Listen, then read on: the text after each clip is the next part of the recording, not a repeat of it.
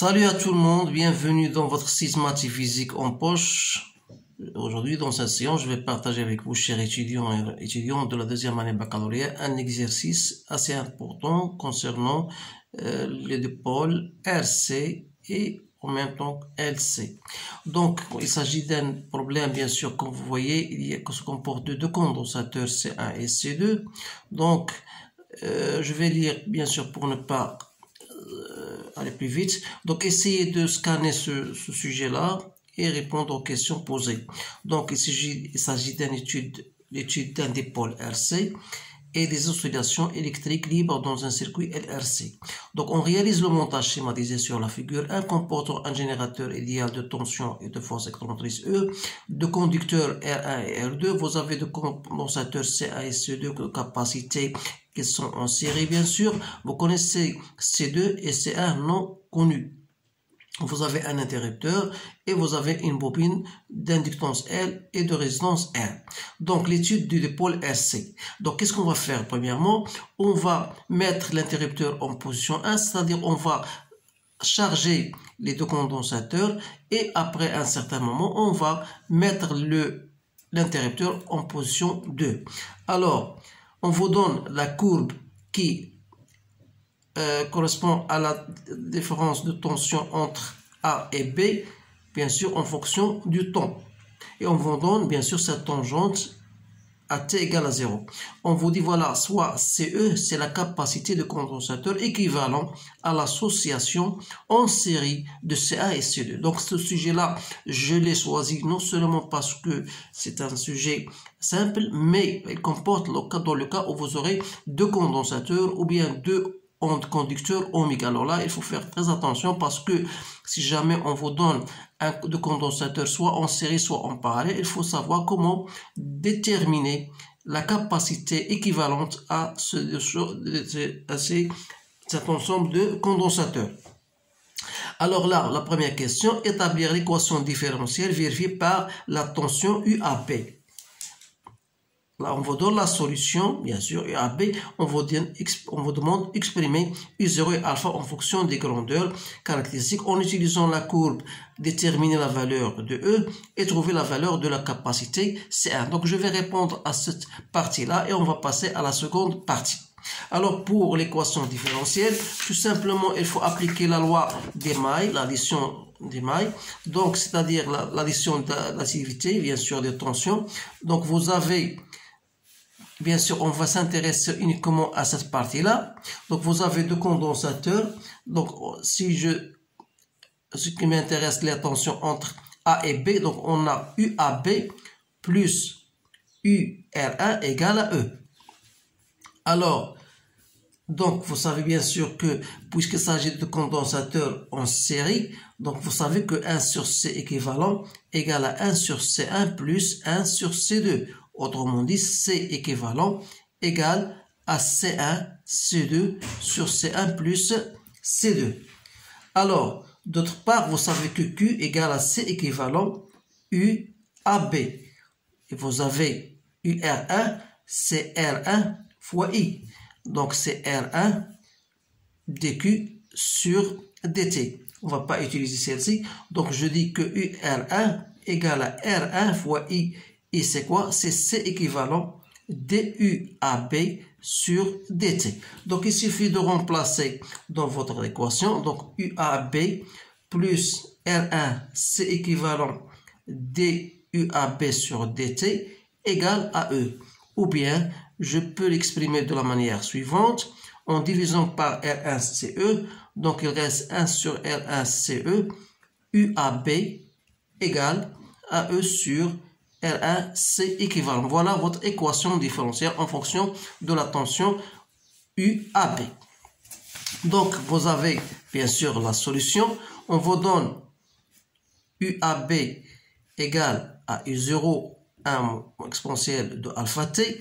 Donc, pour déterminer U0 et alpha, il suffit de chercher la dérivée par rapport au temps de UAB qui est égale à moins U0 l'exponentielle de alpha t fois alpha, d'où en remplaçant, ça va me donner U0 alpha l'exponentielle de alpha t plus 1 sur R1, c'est équivalent.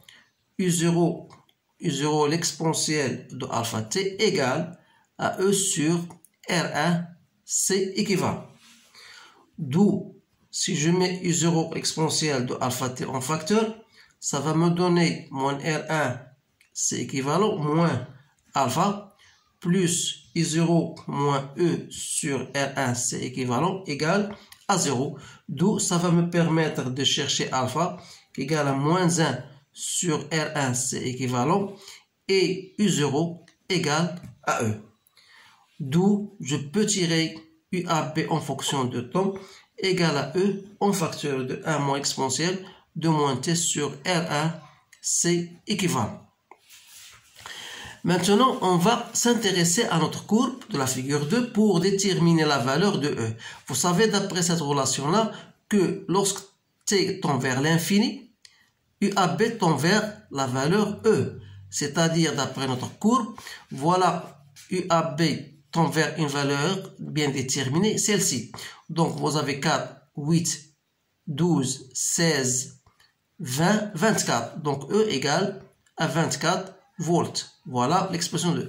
Pour déterminer la capacité C1, ici, vous savez bien sûr que taux, d'après la relation taux, c'est quoi? C'est R, c'est équivalent, c'est-à-dire c'est R1, c'est équivalent.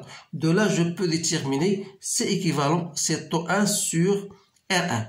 Voilà, c'est équivalent. Alors, connaissant celle-ci, je peux déterminer, je sais que c'est équivalent, c'est C1, C2 sur C1 plus C2.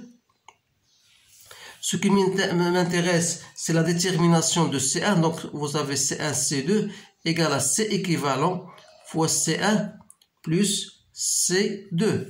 De là, je peux déterminer C1. Donc, ça va me donner C1 en facteur. Si je mets C1 en facteur, donc C1 en facteur de C2 moins voilà, C2 moins CE égale à CE, C2. D'où je peux tirer donc C1, c'est CE, C2 sur C2 moins CE. Donc je vous laisse de faire votre calcul. Bien sûr, je ne l'ai pas fait. Donc il suffit de faire application numérique. Maintenant, je vais passer à la seconde partie. Voilà. L'étude des oscillations électriques libres dans un circuit LLC. Alors là, une fois que le régime permanent est établi, on bascule l'interrupteur K à la position 2, à un instant qu'on va choisir comme instant initial. Donc, un système d'acquisition informatisé adéquat a permis de tracer la courbe U2 au bord du conducteur ohmique de résistance R2. Voilà. C'est-à-dire, on va s'intéresser maintenant, on va mettre l'interrupteur en position K2, on va s'intéresser à ce schéma-là, donc qui comporte maintenant deux condensateurs, mais celui-là, il ne va pas être mis en travail parce que c'est un circuit, le circuit qui va m'intéresser le plus, c'est où il y a le condensateur C1 et le conducteur ohmique R2, vous avez bien sûr la bobine, c'est-à-dire lorsqu'on va appliquer la loi des mailles, la loi d'additivité, des tensions, on va la déterminer de la façon qu'on va faire maintenant. Parce que la première question montre que l'équation différentielle vérifiée par la tension en U2 et celle-ci. Alors, si d'après notre schéma, donc on va écrire, on a U1 plus U2, regardez bien, vous savez U1 plus U2 plus U de la bobine égale à 0. Donc, je vais le mettre ici, donc plus UB égale à 0. Donc, vous savez bien sûr que Q1, c'est C1 U1. De là, je peux tirer U1 comme étant égal à Q1 sur C1. D'où la relation U1, c'est quoi? C'est Q1 sur C1 plus U2 plus U de la bobine, c'est L DI sur DT plus RI égale à 0. D'autre part, vous savez que U2, c'est la tension aux bornes du conducteur ohmique, c'est-à-dire il y a R2 fois I. De là, je peux tirer I2 sur R2. Alors, ma relation suivante, si je fais maintenant la dérivée de cette relation-là, ça va me donner 1 sur C1 dQ1 sur dt plus du2 sur dt plus L, la dérivée seconde de I par rapport au temps, plus R dI sur dt égale à 0. C'est-à-dire 1 sur C1 dQ sur dt, c'est I. Et I, vous la savez, c'est U2 sur R2. Donc voilà, U2 sur R2, plus DU2 sur dt, plus L sur R2, parce que DI c'est U2 sur R2, donc ça va me donner la dérivée seconde de U2 sur dt, plus R DI sur dt, donc c'est R2, R sur R2, DI, donc c'est DU2 sur dt égale à 0. Donc si je mets, bien sûr, R, voilà, ici j'ai U2, si je mets DU2 sur dt, j'aurai R2 plus R sur R2, DU2 sur dt, plus L sur R2, la dérivée seconde par rapport au temps égale à 0. Donc si je voudrais obtenir la relation, bien l'équation différentielle que je dois obtenir, donc je dois multiplier par R2 et je divise par L. J'aurais obtenu dérivée seconde de U2 sur dt, plus R2 sur R, je multiplie par R2 et je divise par L. Voilà.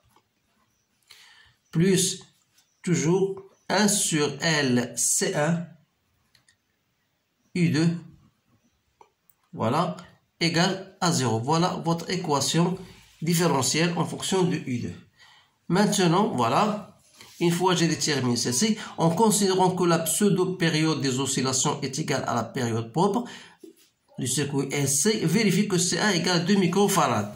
Donc votre relation, c'est T0 égale à T est égal à 2pi racine de LC.